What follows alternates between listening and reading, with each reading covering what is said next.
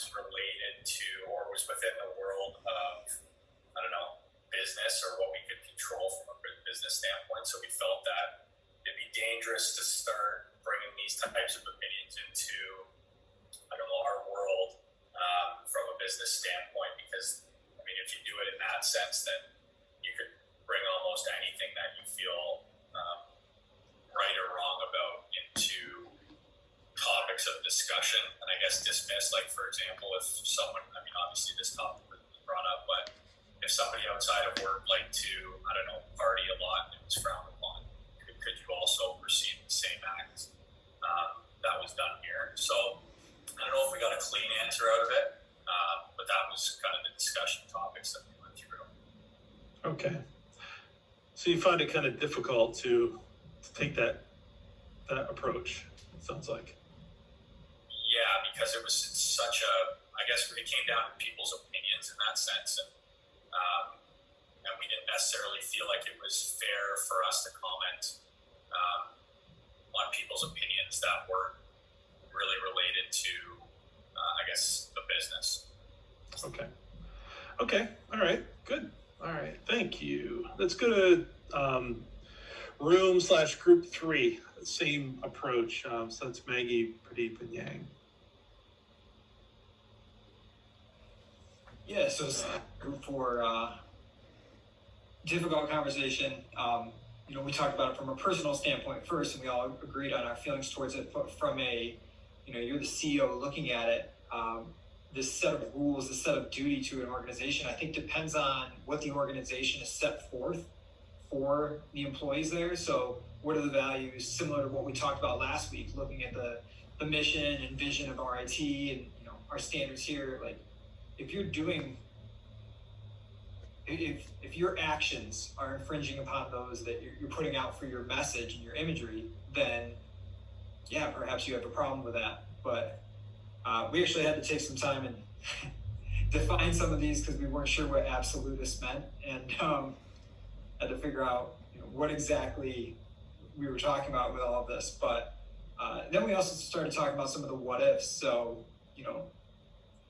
even if this didn't go against the grain of what the company was trying to portray, like, how does this affect the people who are around it? What if Maya had been there for 15 years and everybody loved Maya, and all of a sudden this comes out and company morale just plummets? I mean, this is a bit more utilitarianism, but still, like, how does that affect the actual productivity of the business?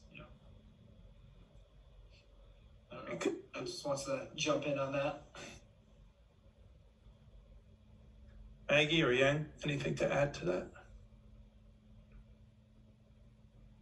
No? Okay. All right.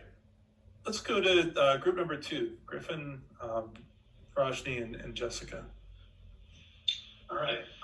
So when we were looking at, we started by looking at kind of the definition of utilitarianism, and we kind of just were like, all right, we got to make the most people happy. So we evaluated the situation based on what we thought would make the biggest number of people happy.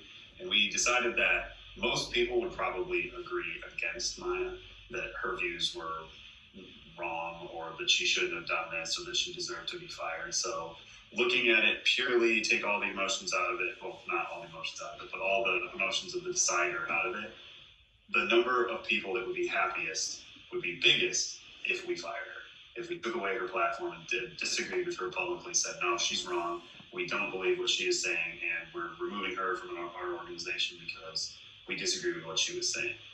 We also then, my group, we looked at, was this the right decision? Is that the right decision?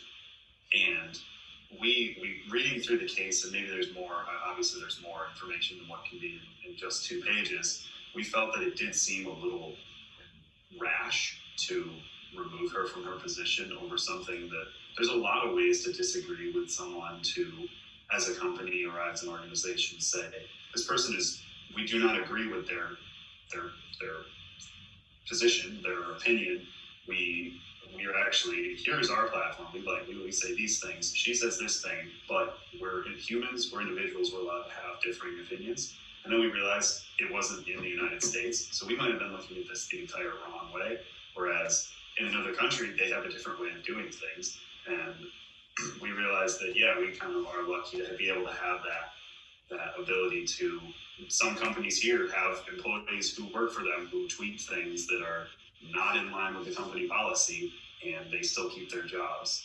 So we were just kind of thinking that it was a little bizarre that they just fired her. So it seemed very quickly after this incident when we thought there were a lot of ways to resolve the issue in different ways than that. Okay. All right. So what would make the most people happy, presumably, would be to do what most people would agree with, or would assume most people would agree with. Yeah, and that's the assumption we made. Yeah. Okay. All right. Good. And then, but immediately start thinking about other factors and ways of looking at it. All right. Good. And then group number one, which is to Blake, Mia, and Sarah. Yeah, so the sort of first part that we got was sort of taken from this guy he's a chief marketing officer. He's got a bunch of years in basically online marketing businesses, Devin Nash, who looked into the different situations and statistically how they play out for this sort of controversy, and found that you can vastly lessen the impact of any sort of backlash like this if you announce an investigation and then, perform that investigation over the course of a couple months before you actually put out your conclusion. So firstly, while we're determining what should or shouldn't be done, we would announce that there's an investigation into the conduct to see if it goes against or doesn't go against the policies of the company. And from that, a lot of the decision would probably be based off of, is this account purely a personal account, or is this an account that directly represents our company? Because the utilitarian perspective that we're looking at right here is who's actually financially going to be impacted by this. Is if the company is being hurt by the backlash, then it's going to hurt the employees and the ability to keep operating at the same scale. So basically it's looking at how to minimize the impact of this sort of thing, no matter which way, because of course half our country is on one side of this issue, half is on the other side. So it's like minimizing the impact no matter what. Yeah. Good. Anything else? Group one? We also look at the side that Maya is a scientist, so it could be implied that most of the people would agree with her stance on this. And also, I did a little bit of research, and it actually says that 46% of all Americans agree that there's more than two genders, which is not the same thing as sex, but it's really hard to distinguish those two in the polls and stuff. So by that, it would mean that most people would agree that Maya was right by stating that, but it's a very difficult gray area, I would say. Yeah. Okay, good. Nice job doing some research on the fly there, group one. So I think we brought up a number of interesting things here. And I'm sorry, the sun isn't as bad as it usually is right in my face, but I can see I got the lines on here and stuff, and I'm sure that's got to be incredibly distracting. I got this big palette here with all these lines on it now. Pretty, I feel you, brother. I feel you, right? Okay. It's artistic. Yeah, thank you. Thank you. It's a great reframe. So looking at it from a utilitarian perspective, I'm hearing a couple of interesting things. So number one is, I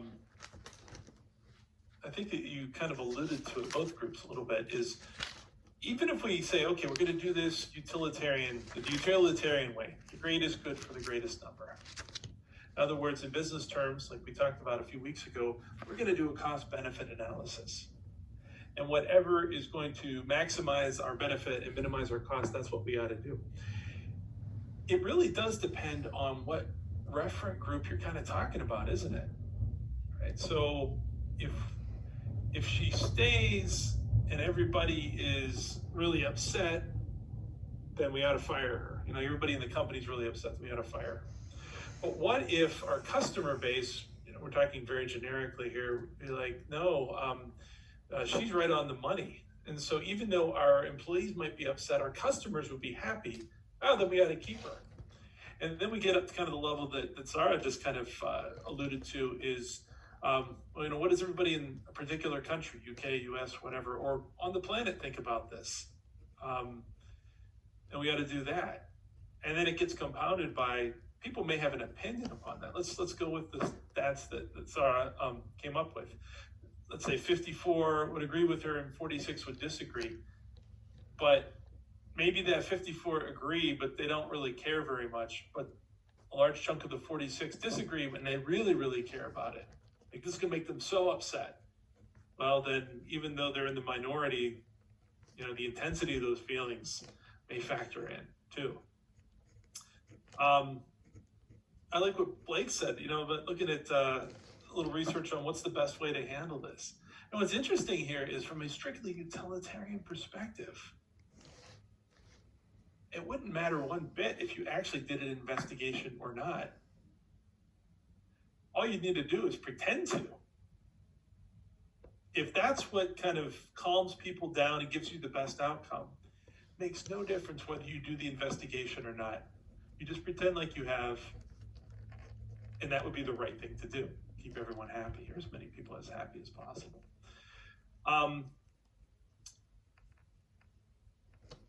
One more thing that comes into play there is this. I think, let's say we went with the strictly like how many people agree or disagree with it. Let's just say for the sake of argument, let's actually flip Sarah's statistics here. Let's say the majority of people right now would disagree with what Maya said in the case. Utilitarianism would say, greatest good for the greatest number, she's wrong, therefore we ought to fire her, do whatever we need to do, right? With me so far on that? If we roll back the clock, probably even 5 years, almost certainly 10, and absolutely 15, she would have made exactly the same statement, and it wouldn't even have shown up on anybody's radar because it would have been like, yeah, all she's saying is basically the point of view that the human race has had since the beginning of the human race, right? She would have said nothing. She would have been saying nothing remarkable. And my point there is, and I say this without comment about whether her point of view is right or wrong, good or bad. And so whether you think this, what she said is the worst thing that anybody's ever said, or she's absolutely right on the money, I think what is a fact in this situation is that this is even an issue is like brand new. In the scope of human history, this is something that happened 2 seconds ago, comparatively speaking. All right, so this is a radical shift to even be talking about sex and gender in the way that we do now. Right? And so that would impact, just the timing would impact the utility.